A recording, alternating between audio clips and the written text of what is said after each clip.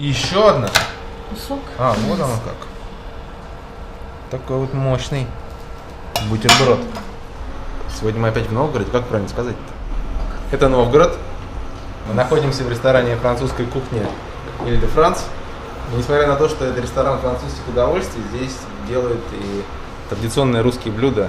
И про одно из них мы хотим вам рассказать, точнее не мы, а шеф-повар Евгения. И блюдо называется тяпаная говядина. Говядина тяпаная. Говядина натурально идет. Так. Берем тонкий край, обязательно. Отбивается обязательно. Нарезали их обязательно тонко, чтобы были.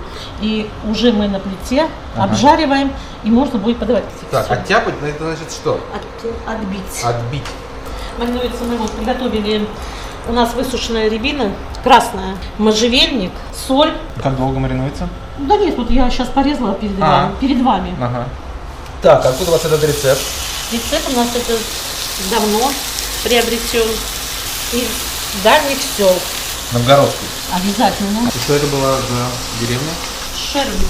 Женщины, которые уже достаточно лет, и Так. она вот рассказывала нам про эту говядину. Ага. И как раньше это тяпали?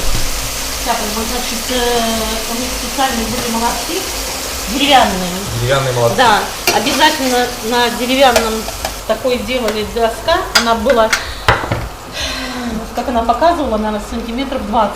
Толщина? Да, толщина, круглая. И обязательно сделан у самих, собственно, сделанный молоток. Клали кусок и... Да, отрезали. И чтобы не отдавалось, наверное, от молотка, если берешь потоньше, отдается как бы, когда понял. отбиваешь. Капустные листья, это мы сделали для того, чтобы подать блюдо. Не в тарелке именно, Так. а вот именно у них было, с бумагами, наверное, была проблема, как раньше, а капуста всегда была под рукой. Они, значит, брали листья капусты и заворачивали эту говядину с лепешками. А для чего это им нужно было, чтобы можно с собой? Да, они с собой заворачивали, сохранялось тепло, и они свободно могли путник взять с собой в дорогу. Итак, надо мясо нарезать тонко, отбить, Нет, замариновать. Вы знаете, не обязательно его тонко нарезать, мы отбить уже тонко. отбиваем с вами. Мы нарезали куски мяса, и берется молотком, отбивается. Маринуется. Да. Солью, Причем очень усмирить. хорошо разрыхляет рябина красное мясо.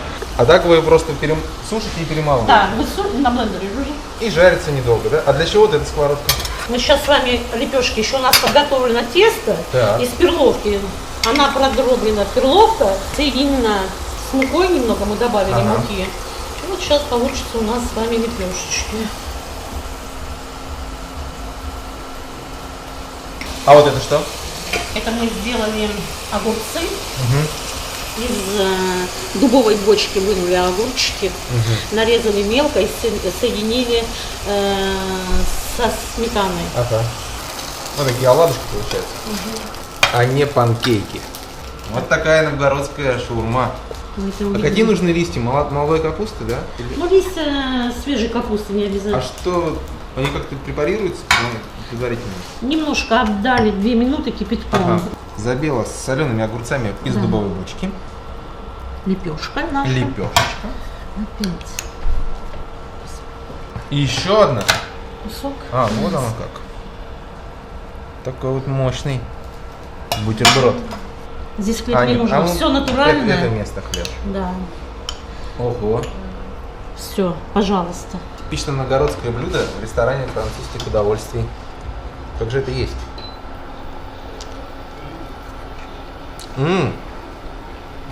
Что еще сказать? Очень хорошее мясо. И вот Вот видите, мы с у вами огурцов особенно такой вкус, да. заметили, да? И лепешка здесь тоже очень кстати. Тяпаная И говядина. питательно. Тяпаная говядина. И тут. Тяпаная говядина. Экологически чистая. Да. Пища ямщиков.